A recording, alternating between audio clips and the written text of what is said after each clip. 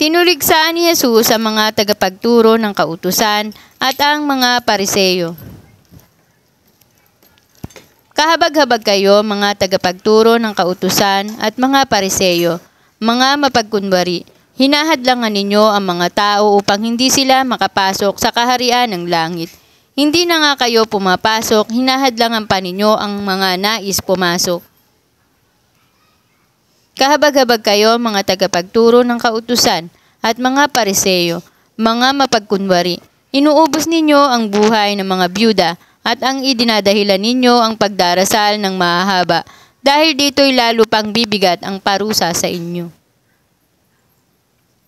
Kahabag-habag kayo, mga tagapagturo ng kautusan at mga Pariseyo, mga mapagkunwari. Nilalakbay ninyo ang karagatan at ginagalugad ang buong daigdig. Makahikayat lamang kayo ng kahit isang hentil sa pananampalatayang Hudyo.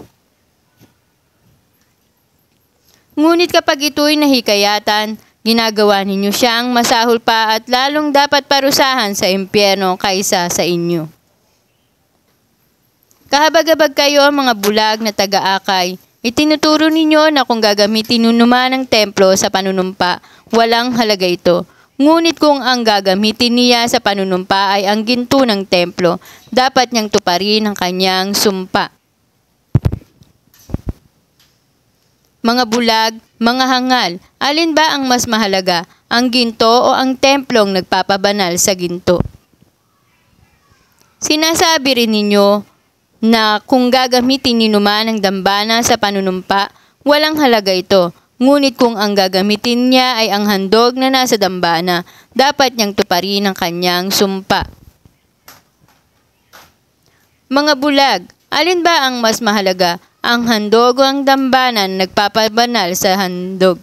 Kaya nga kapag manunumpa ang sinuman na saksi ang dambana, ginagawa niyang saksi ito at ang lahat ng handog dito. Kapag nanunumpa ang sinuman na saksi niya ang templo, ginagawa niyang saksi ito at ang Diyos na nasa templo. At kapag nanumpa ang sinuman na saksi niya ang langit, ginagawa niyang saksi ang trono ng Diyos at ang Diyos na nakaupo doon. Kahabag-habag kayo, mga tagapagturo ng kautusan at mga Pariseyo, mga mapagkunwari. Nagbibigay kayo ng 1/10 bahagi at maliliit na halamang tulad ng yerba buena, ruda at linga. Ngunit kinakaligtaan naman ninyong isagawa ang mas mahalagang turo sa kautusan, ang katarungan, ang pagkahabag at ang katapatan. Dapat ninyong gawin ang mga ito nang hindi kinaliligtaan ng ibang utos. Mga bulag na taga-akay, sinasala ninyo ang kulisap sa inyong inumin, ngunit nilulunok naman ninyo ang kamelyo. Kahabag-habag kayo, mga tagapagturo ng kautusan at mga Pariseyo, mga mapagkunwari. Nililinis ninyo ang labas ng tasa at pinggan, ngunit ang mga iyon ay puno ng kasakiman at pagiging makasarili. Bulag na Pariseyo, linisin mo muna ang nasa loob ng tasa at pinggan at magiging malinis din ang labas nito.